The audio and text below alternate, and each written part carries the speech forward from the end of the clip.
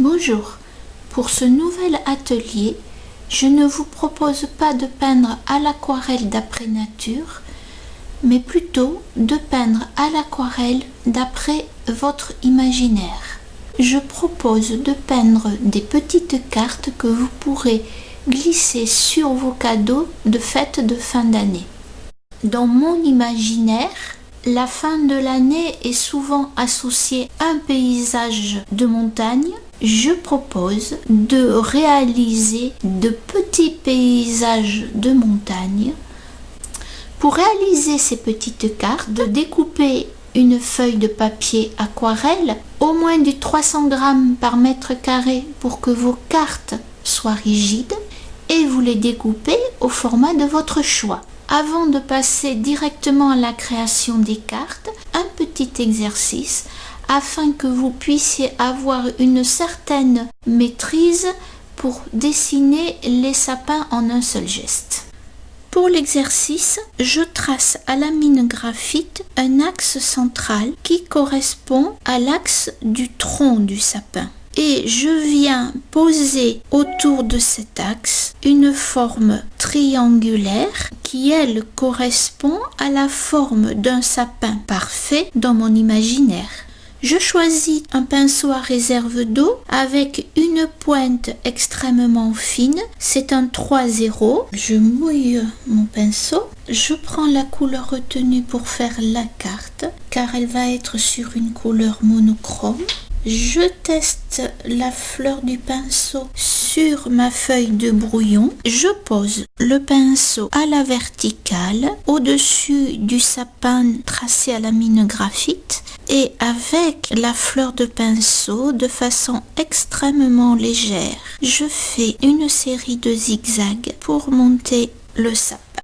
Ensuite, je nettoie mon pinceau pour qu'il ait dans son ventre que de l'eau pure. Je l'essore un tout petit peu, puis je viens refaire ce petit balayage encore plus léger avec l'eau propre. Ça va ainsi créer des vibrations d'intensité au séchage. Puis, à partir de la base, je tire le tronc.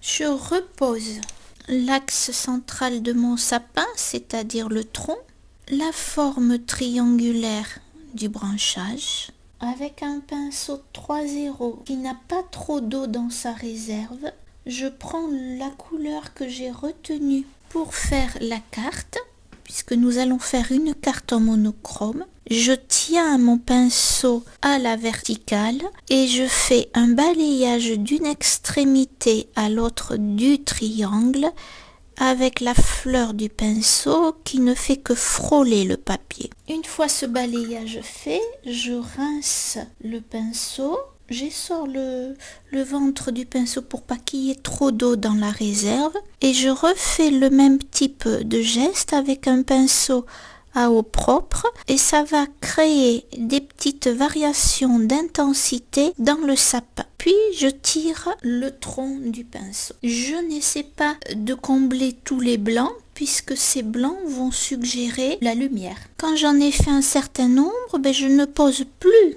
que le tronc, puisque j'ai mémorisé la forme triangulaire, je la visualise autour du tronc, donc je n'ai plus besoin de poser les limites. Je réduis mon dessin à un seul trait, l'axe central du tronc, pour faire pousser à l'aquarelle des sapins bien droits. Je nettoie le pinceau avec un ventre peu gorgé d'eau et je refais ce petit balayage pour créer des petites vibration dans l'intensité du bleu. Vous avez fait l'exercice à plusieurs reprises.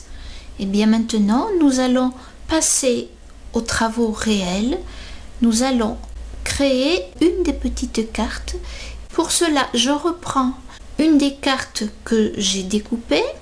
Je trace sur cette carte comme une diagonale, mais pas forcément régulière, qui va suggérer le profil de la montagne.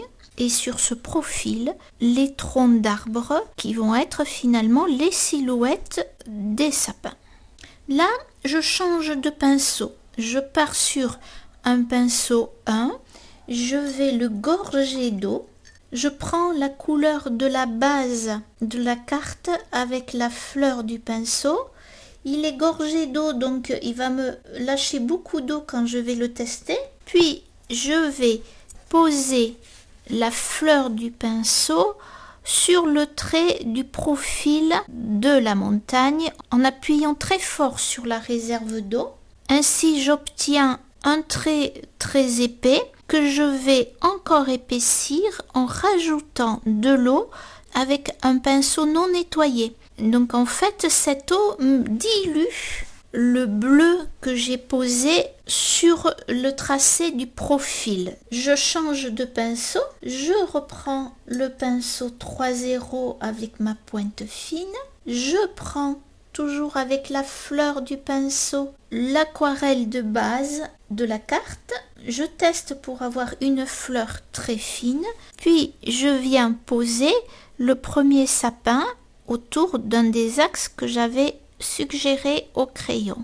Là, comme la couleur de la colline est déjà sèche, avec un pinceau propre, toujours le 3.0, j'estompe le passage du bleu du sapin sur la colline. Et je peux bien entendu remettre un peu d'eau propre pour refaire légèrement vibrer le sapin. Je reprends du bleu pour faire le sapin suivant. J'utilise toujours la même technique. Je fais des zigzags de plus en plus fins qui montent le long du tronc du sapin.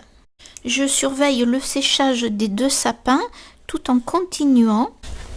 Donc je mets mon pinceau à la verticale.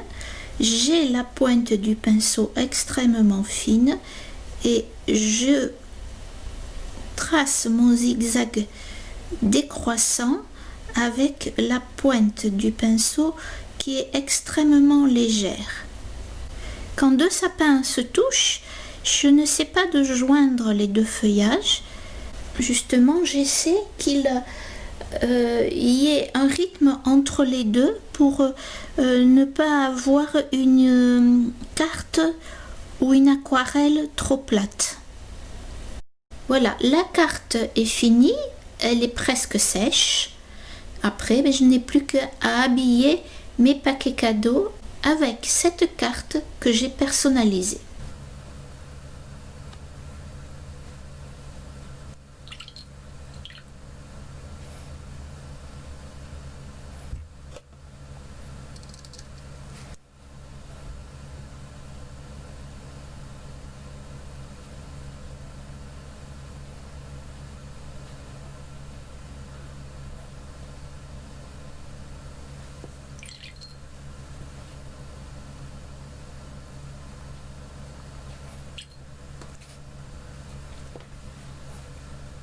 Pour cette dernière carte, je n'ai pas posé les troncs des sapins, donc les axes. Je joue également sur les tailles des arbres. Ils n'ont pas besoin d'être tous symétriques. La nature fait bien les choses, mais elle propose une multitude de formes et de densité. Même si je suis sur du monochrome, je varie les intensités de la couleur choisie. Ça va donner une très belle expression à la carte. Par contre, j'essaie de créer des dégradés entre les sapins et la colline ou la montagne pour qu'il y ait un passage en douceur de l'un à l'autre. Vous pouvez faire plusieurs modèles différents avec plusieurs tonalités. Il vous reste plus qu'à être créatif pour faire une jolie proposition de paquet cadeau au moment des fêtes ou une jolie proposition de carte de vœux. Mais prenez plaisir à faire tous vos préparatifs pour les fêtes de fin d'année. À bientôt!